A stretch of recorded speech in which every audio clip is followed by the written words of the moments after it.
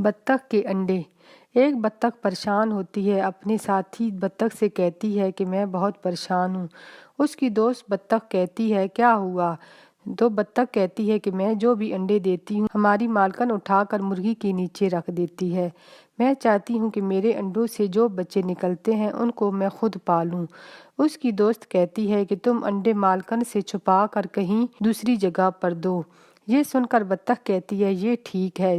دوسرے دن بطخ اپنا انڈا ٹماٹروں کے کھیت میں دیتی ہے۔ مالکن اس انڈے کو ڈھونڈ لیتی ہے۔ بطخ پھر انڈا ایک بالٹی کے نیچے دیتی ہے۔ مالکن وہاں سے بھی انڈا ڈھونڈ لیتی ہے۔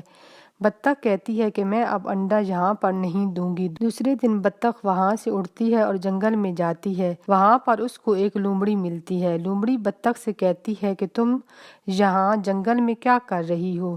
تو بطخ اپنی ساری کہانی سناتی ہے۔ لومڑی کہتی ہے کہ تم پریشان نہ ہو، تم ایک اچھی جگہ پر آئی ہو۔ میرا گھر بہت اچھا اور محفوظ ہے، تم میرے گھر میں اپنے انڈے دے سکتی ہو۔ بطخ یہ سن کر خوش ہو جاتی ہے۔ لومڑی بطخ کو اپنے گھر لے جاتی ہے۔ بطخ کو ایک کمرہ دیتی ہے کہ اس میں تم انڈے دے سکتی ہو۔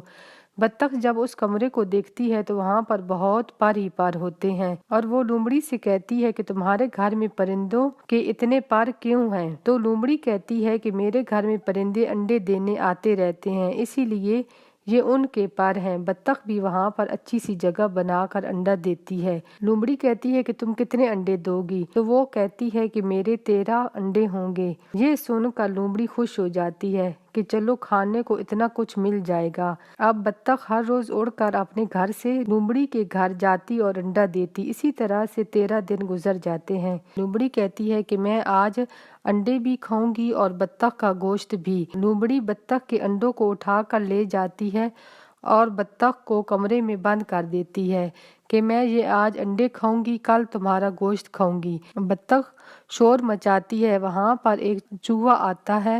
چوہا بطخ سے پوچھتا ہے تو بطخ اپنی ساری کہانی سناتی ہے۔ چوہا کہتا ہے تم پریشان نہ ہو، میں تمہاری مدد کروں گا۔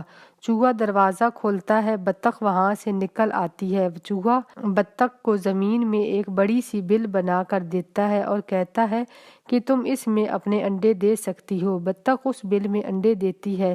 بطخ کے 6 بچے ہوتے ہیں۔ بطخ ان کو دیکھ کر بہت خوش ہوتی ہے۔ بطخ اپنے بچوں کو خود پالتی ہے اور ان کو کھانا دیتی ہے، ان کے ساتھ تالاب میں تیرتی ہے اور ہر طرف خوشی سے پھرتی رہتی ہے کہ میرے 6 بچے ہیں۔